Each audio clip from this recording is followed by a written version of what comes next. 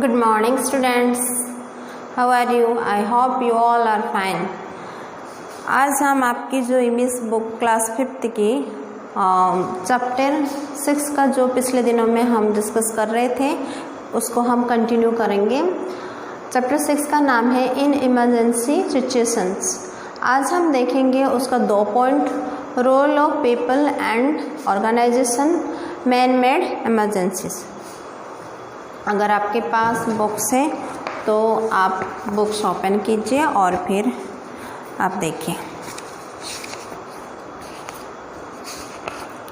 Okay, let's start. यानी कि people का रोल क्या होता है इस इमरजेंसी सिचुएशन में और फिर ऑर्गेनाइजेशन का भी क्या रोल होता है उस बारे में हम आज देखेंगे।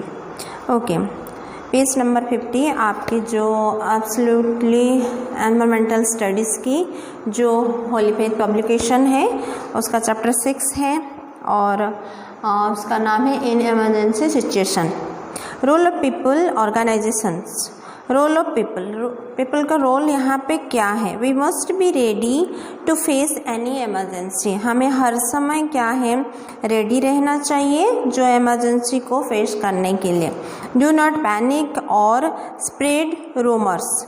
हमें कभी भी डरना नहीं चाहिए और फिर जो अफवाह है उसको ज़्यादा स्प्रेड करना नहीं चाहिए। हमें spread any information that can be valuable at first as possible. हमें जितना जल्दी हो सके उस बात को स्प्रेड करना चाहिए जो अच्छी इन्फॉर्मेशन हमें मिल रही है और जो बहुमूल्य है, और जितना जल्दी हो सके एज पॉसिबल हमें क्या है उसको जल्दी स्प्रेड करना ज़रूरी है। Listen to the news, follow the warnings and take safety measures in advance. हमें न्यूज़ सुनना चाहिए और फिर हमें जो वार्निंग दिया गया है उसको फॉलो करना है जो हमारे सेफ्टी के लिए है, और फिर जो उपाय बताया गया है हमारे लिए उसको भी हमें क्या है फॉलो करना ज़रूरी है। Police should maintains law and order. हम जानते हैं कि पुलिस क्या करते हैं, अपनी जो लॉ और ऑर्डर उसको वो मेंटेन करते हैं।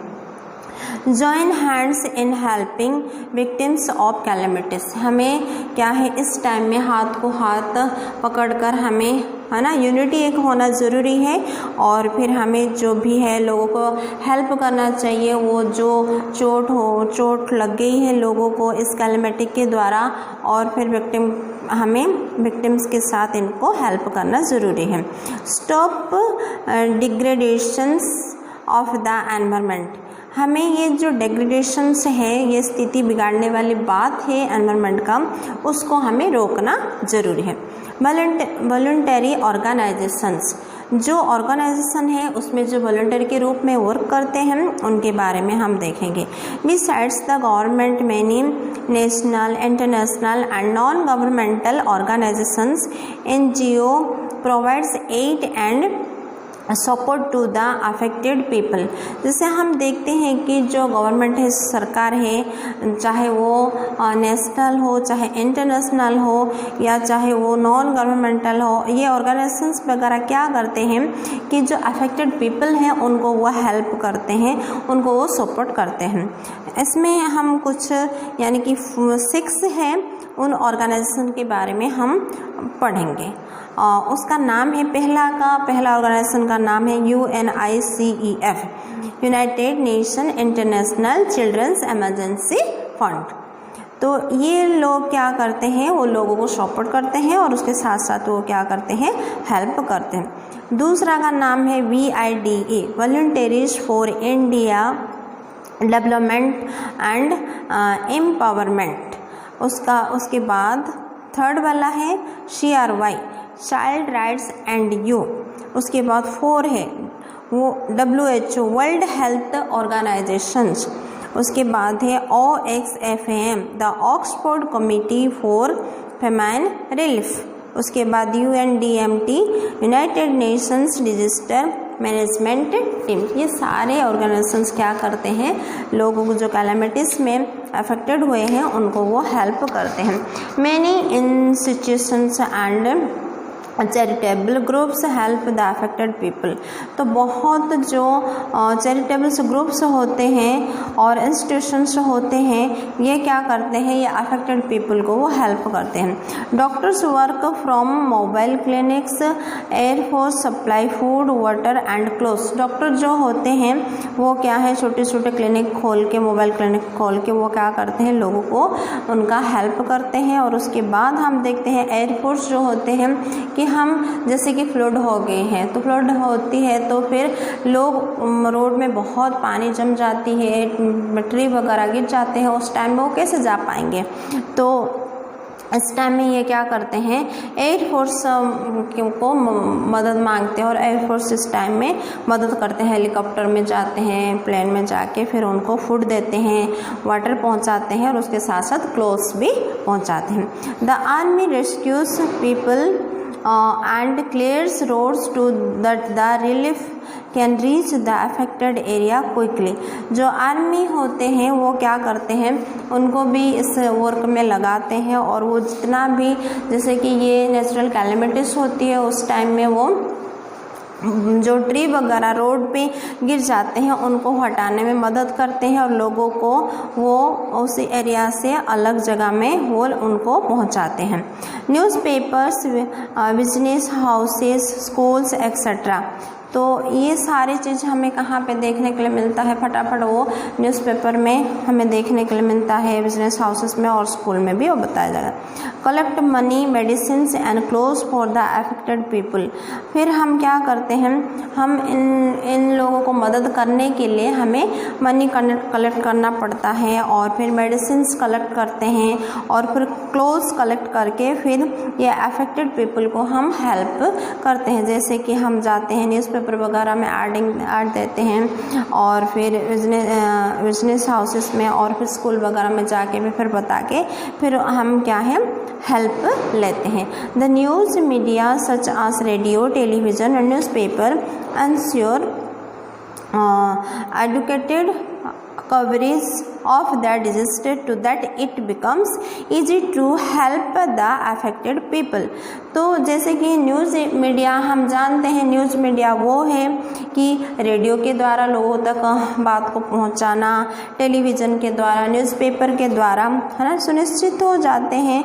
और जो एडुकेटेड होते हैं, उनको शिक्षित लोग होते हैं और उनको जानकारी बहुत जल्दी मिल जाती है डिजास्टर के बारे में और फिर वो क्या करते हैं, लोगों को, अफेक्टेड पीपल को वो हेल्प करते हैं।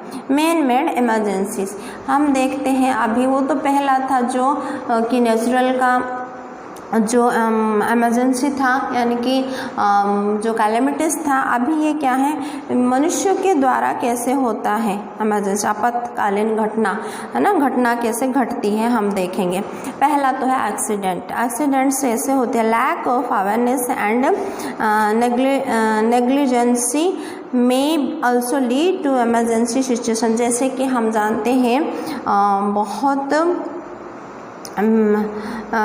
बिल्कुल ना होना, जैसे कि अवेयरनेस हो जाते हैं, हम सतर्कता पालन नहीं करते हैं, हम अलर्ट नहीं होते हैं हम, और इस वजह से असावधानीता हमारे जीवन में आती है और फिर हमें इस इमरजेंसी सिचुएशन में हम पहुंचते हैं, स्थिति में हम पहुंचते हैं। When people do not follow the rules and regulations are made for their safety।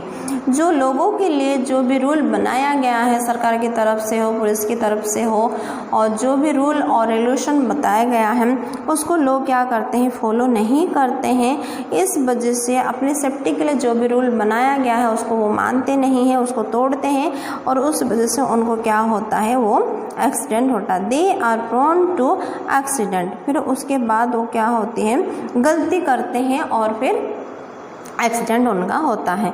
Failures in mechanics और इक्विपमेंट, मशीन्स एंड और equipments can lead to accident. जैसे कि हम जानते हैं नॉन लिविंग थिंग्स होती है गाड़ी, और नॉन लिविंग थिंग्स को कौन कंट्रोल करता है, हम ही कंट्रोल करते हैं, और कभी वो फेलर हो सकता है इसमें। तो इस वजह से भी बहुत लोगों का कभी कभी एक्सीडेंट, कभी कभी तो हमारी असतर्कता की वजह से होती है, असावधानी की वजह से होती है, और कभी कभी क्या है, ये जो मशीन है ना, और वो जो इक्विपमेंट है जो नॉन लिविंग थिंग्स का है, ये फेलर हो जाता है, और फिर ब्रेक फेल हो जाता है, और फिर उसमें क्या होता है, एक्सीडेंट होता है। उसके बाद हम देखेंगे कोलिशंस बिटवीन ट्रेन, और फिर derailment and air crashes also lead to loss of life. जैसे कि हम जानते हैं ट्रेन जा रही है पटरी पर, और कभी कभी ऐसे होता है कि ट्रेन पटरी से नीचे हो जाती है, उलट जाती है ना। इस वजह से भी बहुत लोगों का क्या होता है, लाइफ को खोना पड़ता है, बहुत चीज़ लॉस होती है।